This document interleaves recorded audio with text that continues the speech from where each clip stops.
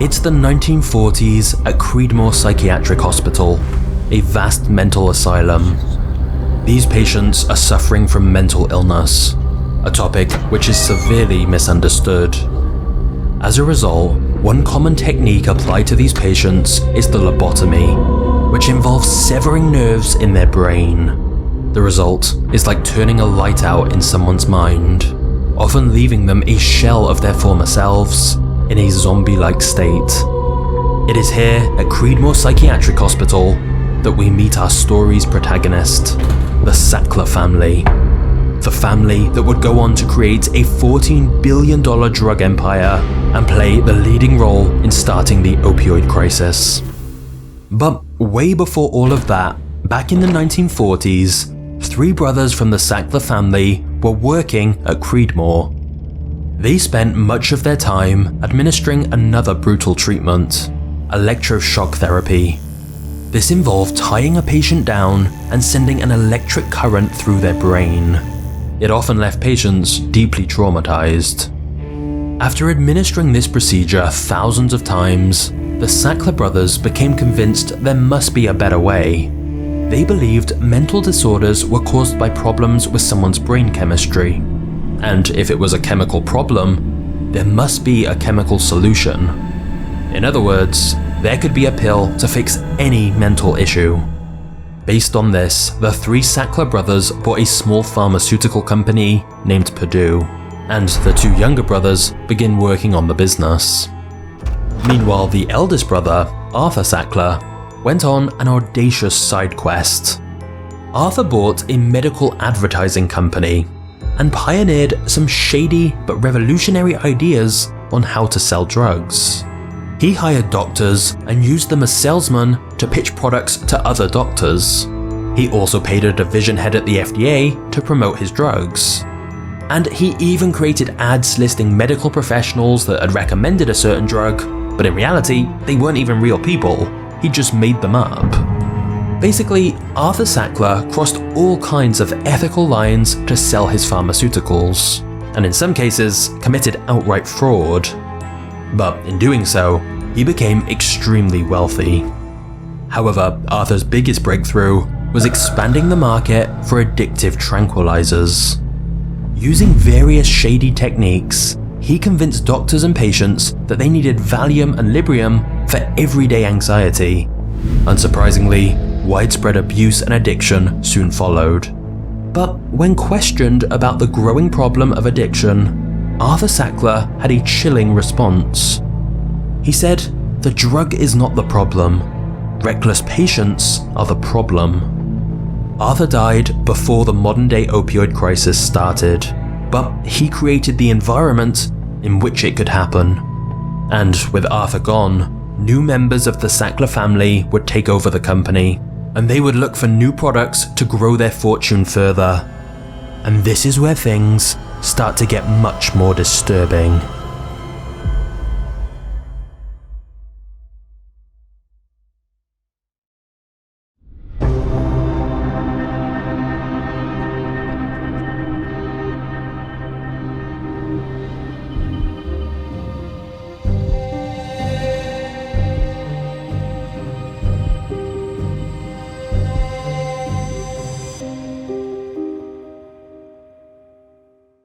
The Sacklers' first successful pain drug was called MS-Contin. This was morphine with a seal around the pill which caused the chemical to enter the bloodstream slowly and continuously over a period of time. That's where the Contin part of the name comes from. This drug was mostly used in cancer patients. But the Sacklers had a huge problem. Their patent was expiring soon, which meant other companies could produce generic versions of their drug, which would drastically reduce their profit. So, the Sacklers began looking for a new drug to sell. They suggested oxycodone, a very powerful opioid that was addictive and a lot stronger than morphine.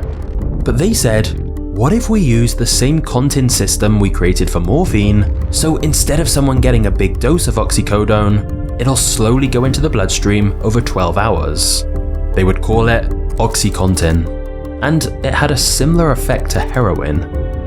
The truth was, this could be a good drug for end-of-life pain, or for a short period after a really serious accident, as in those cases, the benefits could outweigh the harm of taking this very strong, addictive drug. But unfortunately, the Sacklers had other ideas. They wanted a blockbuster drug that they could sell to as many people as possible. If they only promoted it as an end-of-life drug, that would mean a much smaller market. But what if they could get doctors to prescribe it for common conditions, like knee or back pain? If OxyContin was a drug for everyone with any pain, that could make them very rich. Through a set of secret documents, we now know that Purdue deliberately set out to hide the dangers of their drug, and instead market it to the widest possible audience, using one of the largest pharmaceutical marketing campaigns in history. It would be this decision to put profits over safety that would begin what we call the opioid crisis, taking hundreds of thousands of lives. However, in order to claim that their drug was safe and effective for a wide range of uses, they would need FDA approval. And since the Sacklers didn't have any evidence of this, surely they wouldn't be able to get it approved, right? Well, unfortunately, this is where things start to get more controversial.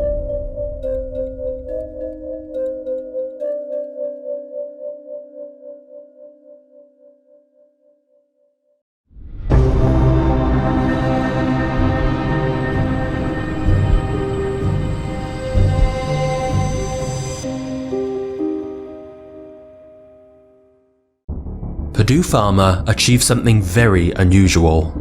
They obtained the help of a medical officer at the FDA. His name was Curtis Wright, and he was the medical reviewer in charge of deciding whether to approve OxyContin. And yet, he was working closely with Purdue on the wording.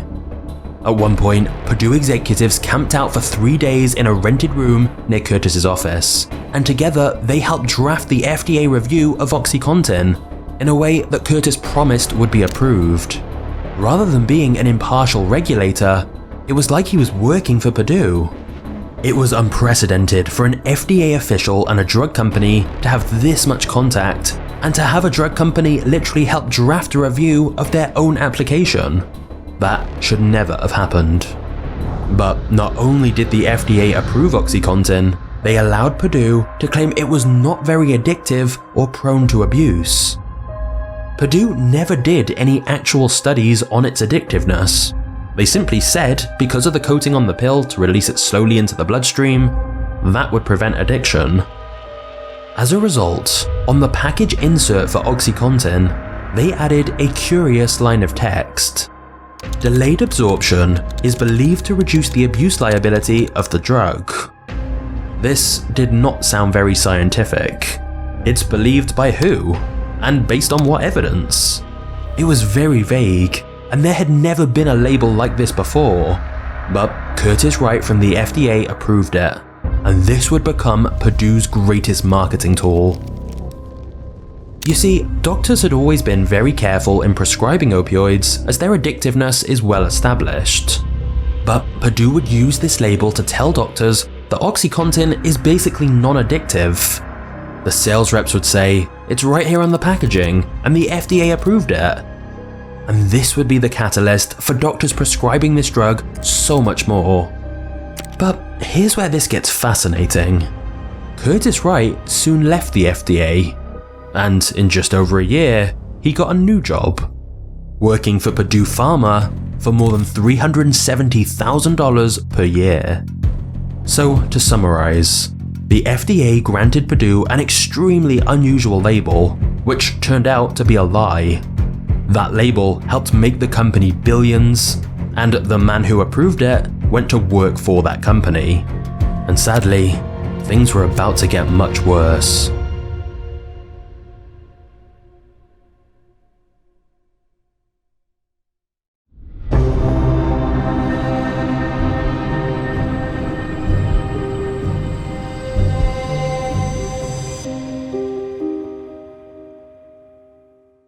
Purdue began one of the most aggressive sales campaigns in history. hundreds of sales reps began pitching doctors all over the country to begin prescribing OxyContin for any patients with any kind of pain. These sales reps had no medical training, but Purdue coached the salesmen to overcome any concerns from doctors. They were given sound bites to use that Purdue knew were total lies, like saying the drug could be taken for years with no risks. Purdue's boldest lie was that less than 1% of patients got addicted due to the pill's unique time-release system. Many doctors prescribed it based on this claim. However, it was later discovered that the study Purdue based this on wasn't a peer-reviewed study at all. It was a 5-sentence letter from a doctor who had done a short test using opioids in a hospital setting with a very small sample size. And it wasn't even about OxyContin. The letter was sent to a magazine in 1980. When the author of the letter found out that Purdue used this to justify the mass marketing of strong opioids, he was astounded. But tragically, it was too late. Purdue used this false claim to tell doctors there was no maximum dose of Oxy since it was essentially non-addictive. Still, many doctors needed a lot of convincing, and so sales reps were instructed to essentially bribe doctors and receptionists by giving them gifts, flowers, taking them out to fancy lunches, whatever it takes. Purdue was spending millions a year just on food for doctors so they could use that as a way in, to pitch them on prescribing more of their pills. And it worked. According to Purdue's own data, physicians who attended dinners wrote more than double the number of Oxy prescriptions. Since OxyContin was actually addictive, once you got a patient hooked, they would get monthly recurring prescriptions, which meant even more commissions for sales reps. And unlike other pharma companies who cap bonuses, Purdue didn't put any limit on how much salesmen could earn. In fact, Purdue even held sales contests, offering prizes to encourage them to push Oxy more aggressively. And sales reps earned more if they sold larger doses of the drug. To help their sales team, Purdue distributed reading material to hospitals all over the country that supposedly was from independent research groups to educate doctors on new pain research. However, it later turned out these groups were secretly owned or funded by Purdue to spread their lies. All of these supposed independent pain societies heavily pushed the use of OxyContin and basically infiltrated hospitals with propaganda.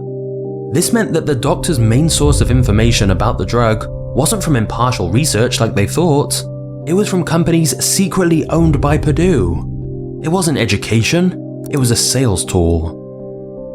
One of Purdue's most influential resources was a video ad called I Got My Life Back, which featured patients saying how great their life was after using OxyContin. In reality, over half of the participants in the video went on to develop an opiate addiction. Purdue took things even further when they started paying doctors to attend medical conferences, which were really used to indoctrinate them further on the benefits of opioids. The message was that they were safe, and not prescribing them was like wanting patients to suffer. But it was all an orchestrated campaign to change doctors' views on opioids. However, because oxycodone was less well known, it was less well understood. Purdue knew many doctors had a misconception it wasn't as dangerous or strong as morphine, when actually it was twice as strong. So Purdue and the Sacklers told sales reps not to correct doctors, and instead exploit this misconception to sell more pills. And it wasn't just doctors Purdue targeted. They also gave out free samples of OxyContin to pain patients, knowing they'd get hooked. By the year 2000, OxyContin sales had crossed over $1 billion a year, becoming America's most profitable drug. And the horrific consequences of this were about to become clear.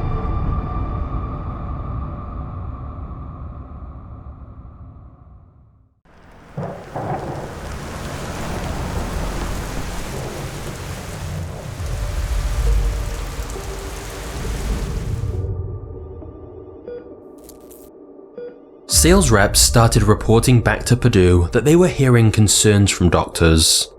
Their patients were showing signs of addiction, and severe withdrawal symptoms if they tried to cut down their dose. But Purdue told sales reps to stop raising issues and start selling more. One reason pain patients were getting addicted to Oxy was that Purdue's claim that it would provide 12-hour relief was not true. Purdue's own internal documents showed that for many patients, the drug wouldn't last that long, forcing them to take more. But Purdue had a plan. They started promoting a new concept called pseudo-addiction, which means if a patient looks like they're getting addicted or showing withdrawal signs, they're not really. They're just on too low of a dose, so they're still experiencing pain. So the solution is to increase their dosage. Now, there was never any real science behind this idea, but it was perfect for Purdue. They could dismiss the evidence of people experiencing withdrawal symptoms as pseudo-addiction, who actually need more of their drug. So Purdue started using the term pseudo-addiction in all their literature they distributed to doctors. And the person who coined this term, David Haddocks, would go on to work for Purdue and become their lead spokesperson. But Purdue soon had a bigger problem. People had quickly figured out if you crushed an OxyContin pill, you could get around the time release and instead get the full dose all at once. The result was immediate euphoria, with a purity similar to heroin. In fact, OxyContin became known as hillbilly heroin, as it became an alternative for those looking for a heroin high. And it was easy to get, since doctors had been trained to prescribe it so freely for any pain. So people would simply book appointments at different physicians across the country and stockpile pills. As a result, a black market popped up, and OxyContin became the hottest street drug. More and more people were sent into a spiral of dependence and addiction. In some areas, 9% of 7th graders had tried OxyContin, and 25% of 11th graders.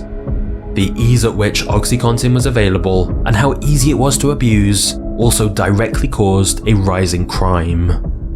In regions where the drug had been most heavily prescribed, 70% of serious crime became drug-related, and there were many cases of pharmacies being robbed and all that was taken was OxyContin. A lot of pharmacies wanted to stop stocking it, but Purdue would threaten them if they did. The data was clear. Since OxyContin was introduced, there were more overdoses, more crime, and more full jails.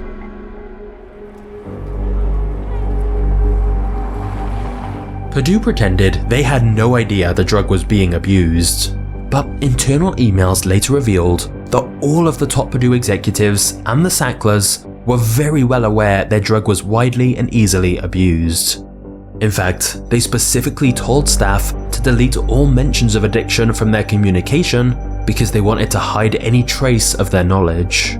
One employee actually sent the Sacklers a report showing how widely abused Oxy was becoming, but she was screamed at and told to delete every copy.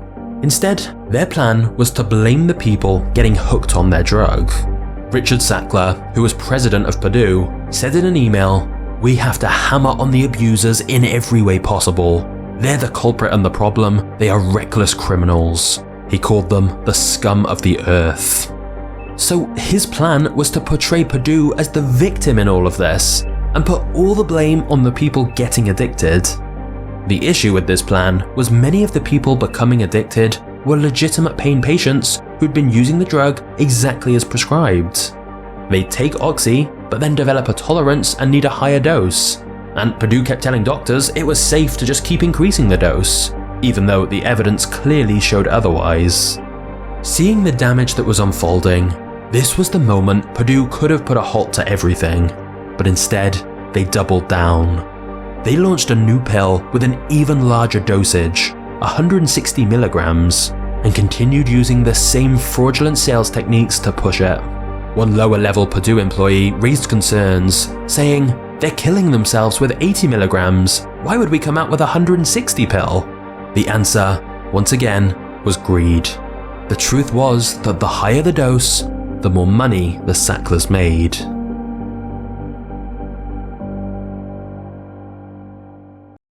The craziest part of this story is still to come. But first, have you ever wanted to make videos like this? Here on Magnates Media, the videos are always made by humans, not AI. I write and research the videos myself, I voice the videos, and then my editors and I work together to create the video. But a huge time saver for me is using Storyblocks, who are today's sponsor. With Storyblocks, you get unlimited downloads of HD video, templates, music, sound effects, and more. And it's always content created by real artists. So for example, if I'm looking for a certain type of song or background, Storyblocks makes it really easy to find. And I know I'll be able to monetize the video without any copyright issues. I've used Storyblocks for years, and if you're making content, I recommend you check it out. To get started with unlimited stock media downloads at one set price, head to storyblocks.com/magnates or click the link in the description.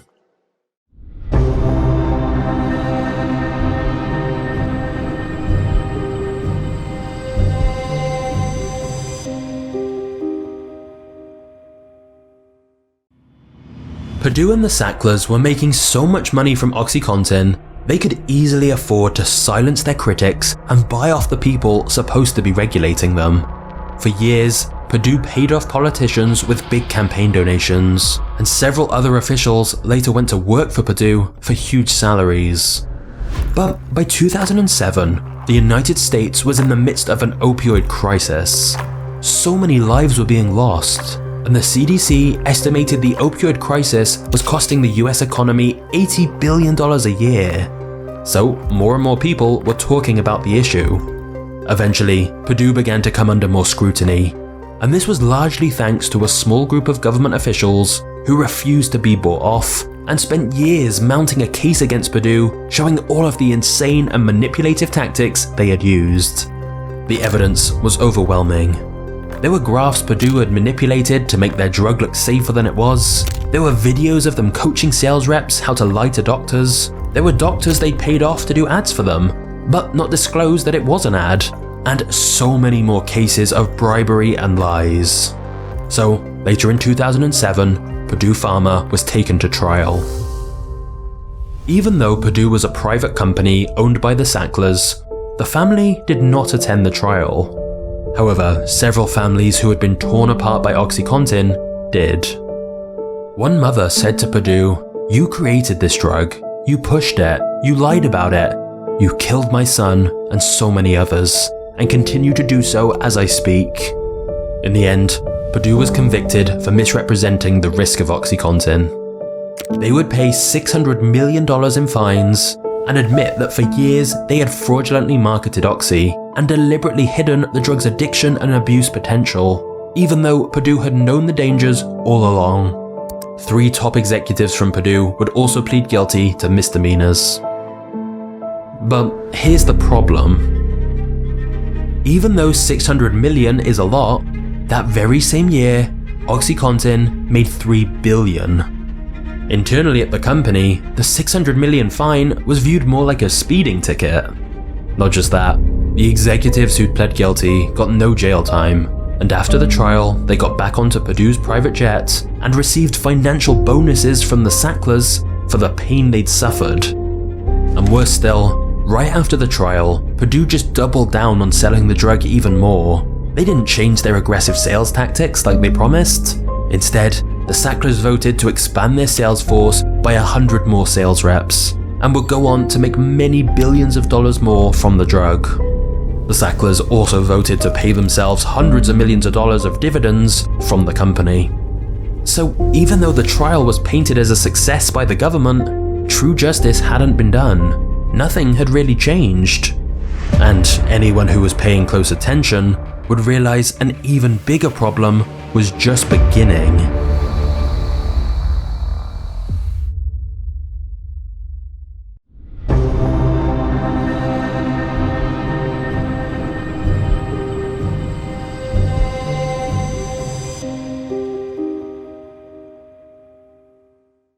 One seemingly positive consequence of the trial against Purdue was that some doctors did begin to slow down their prescribing of opioids like OxyContin, now that it was clear Purdue had so blatantly lied about the risks. But it was too late. The damage had already been done.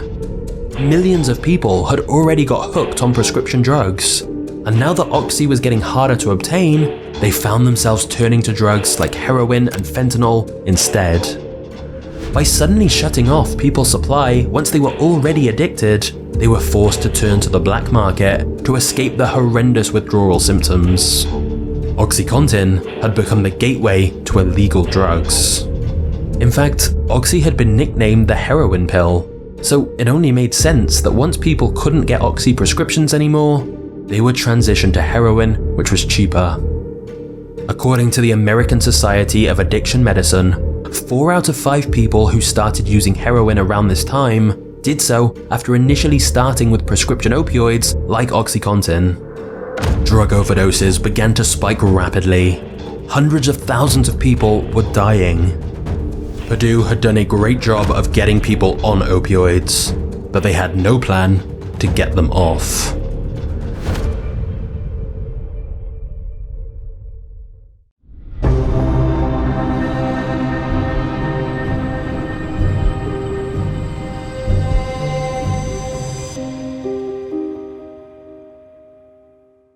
Once the truth of how this opioid crisis began became clear, nearly every state began suing Purdue, and in 2020, it was announced the federal government may bring federal charges. By October 2020, a gigantic $8 billion settlement was agreed. Of course, no amount of money can make up for the lives lost and the suffering of the families who lost loved ones, but this sounded like at least some kind of justice was finally going to be served. However, it turns out, there was a new twist. Purdue declared bankruptcy and said there was no way it would be able to pay the fine. From the outside, this seemed impossible. Purdue had made over $35 billion from selling Oxy. How could they be bankrupt? Well, the Sacklers always knew this day may come, and so for years they had been moving billions of dollars out of Purdue and into their own personal name. They had taken more than $10 billion out of the company, eventually leaving it as an empty shell, and they'd funneled hundreds of millions to their offshore bank accounts the government couldn't touch.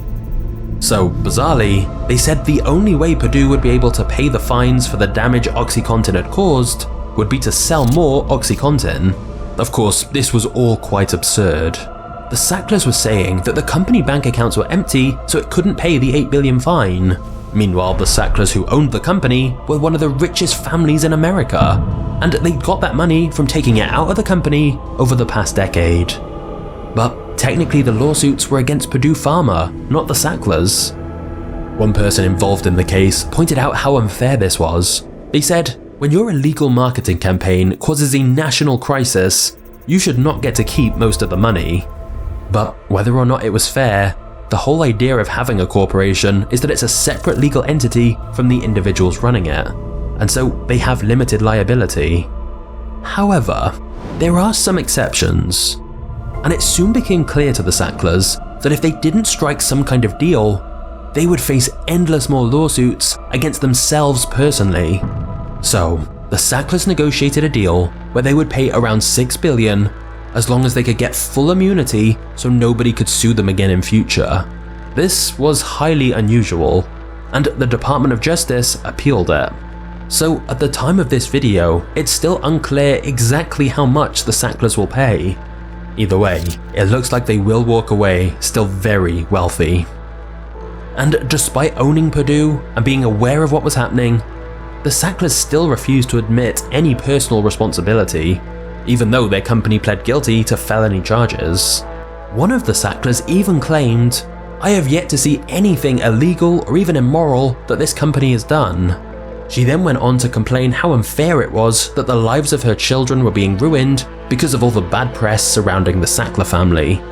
The irony of one of the Sacklers talking about lives being ruined was kinda sickening. It is true that the Sackler name was forever tarnished though. They used to have their name all over museums and colleges, but now nobody wanted to be associated with them. They had abused their wealth and power and left millions of people worse off. Since OxyContin had been introduced, overdose deaths from opioids have increased exponentially. Hundreds of thousands have died, and in America, opioids now take more lives than cars or guns. Now, to be clear, OxyContin can be a very useful drug for the people who actually need it. The problem was the Sacklers' deliberate plan to get it widely prescribed for even mild pain by using illegal tactics. That was reckless greed. And whilst many other pharma companies jumped on the trend, Purdue and the Sacklers were the ones who started it and profited most. The disturbing truth is that the opioid crisis was caused by a business seeking to profit from pain. And a single family made some of the key choices that caused so much of the opioid epidemic. If you enjoy hearing the truth behind these corporate scandals, you're gonna love the insane story of WeWork, one of the craziest business stories ever. Just click here to watch that next, and I'll see you there.